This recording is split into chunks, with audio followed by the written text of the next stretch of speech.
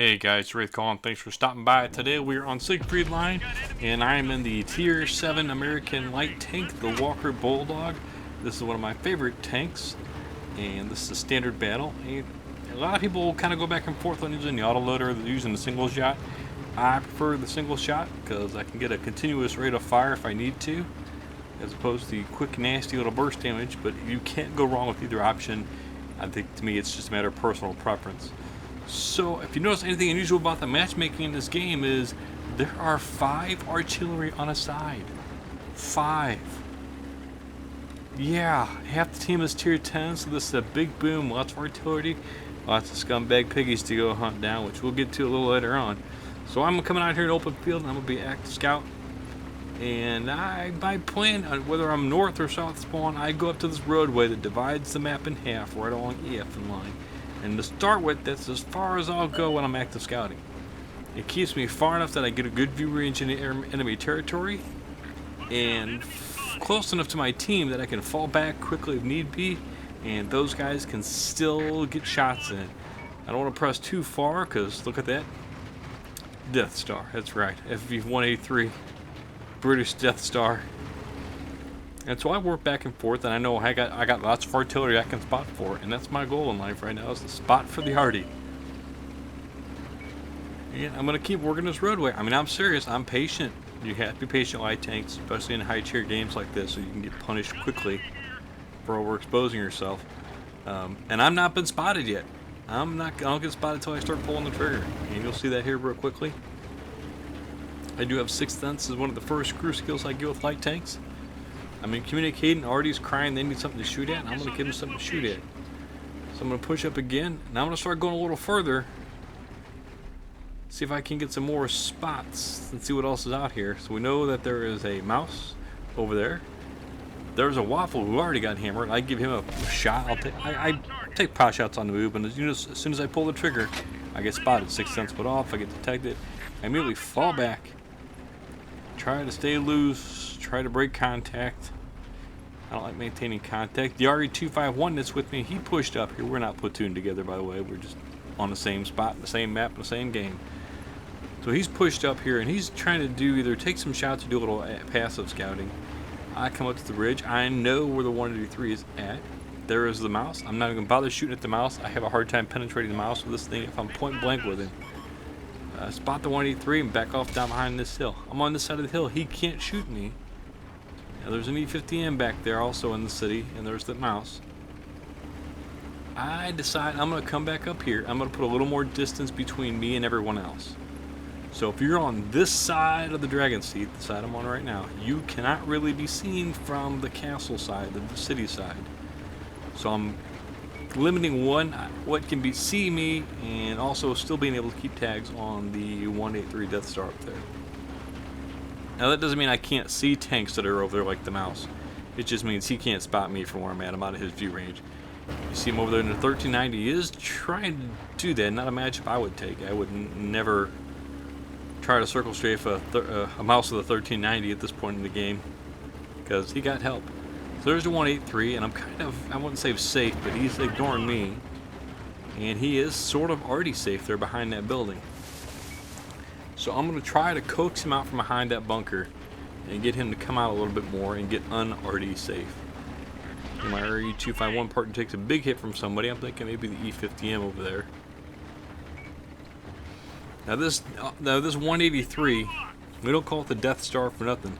He hits me, he'll smack my ass like a little plane called Alderan. He will one-shot me, and that'll be the end of me. So if you can see, I'm being very cagey. I'm not giving anything to shoot at. And for the most part, he's ignoring me because I haven't hit him yet. He kind of tunnel visioned in a little bit, I think. We are down 4 tanks now. We are in trouble. And we got to make up some scores here quick. I shoot at him, still not spotted. And I shoot at him again, still not spotted again, and I missed. I don't actually get spotted until I come up here a little closer, and I hit him. Then he starts to move, and then I notice that our team is fairly well collapsed back there at the spawn. So I'm going to use my mobility, and I'm going to run all the way back. Team's like, yeah, I'm coming, guys, don't worry. Wraith to the rescue. I don't know how much rescuing I do, but I'm on my way back there anyway. So from this, like I said, from this side of the Dragon's Teeth on this map edge, you can't really be seen from the castle town area over there. So I'm using that to my advantage.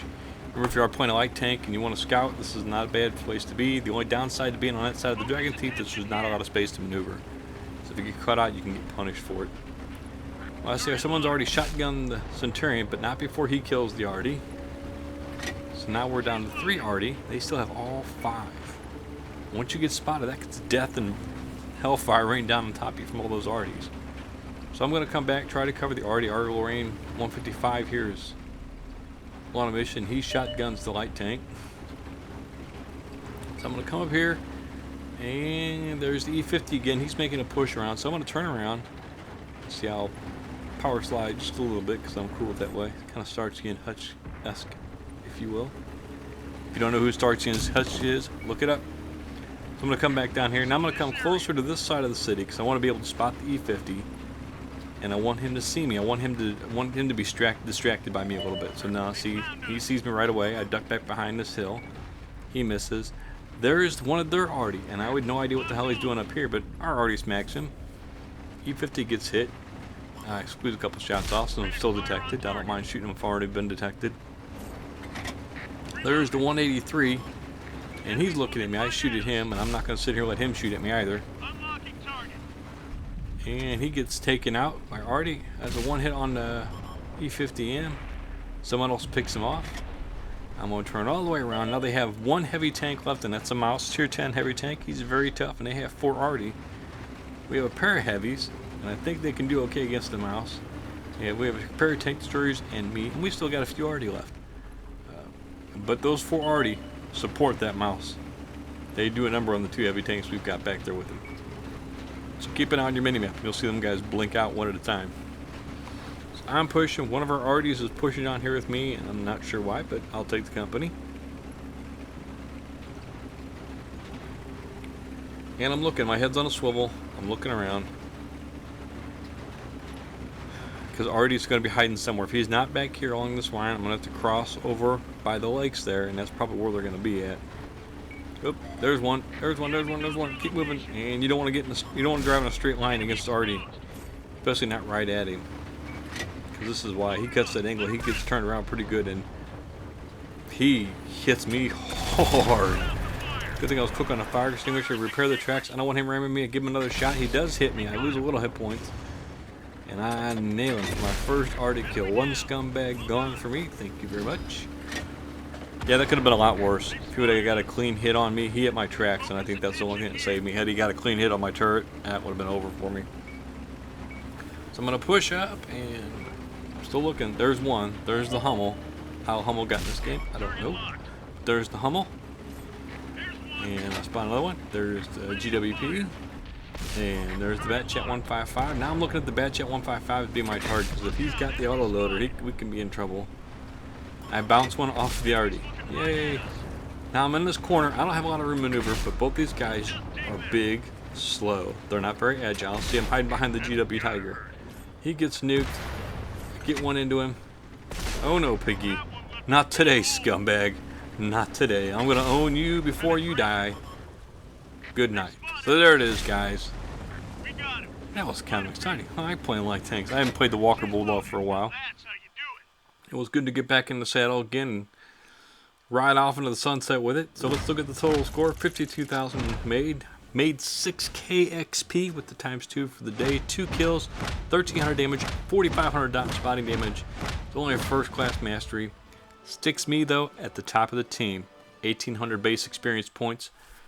You know, I'll take that kind of game, and my damage total 1,300 is pretty darn good. Better than most of the other tanks in this game. So that's always, guys. Thanks for watching. I appreciate you stopping by. And as always, keep your powder dry.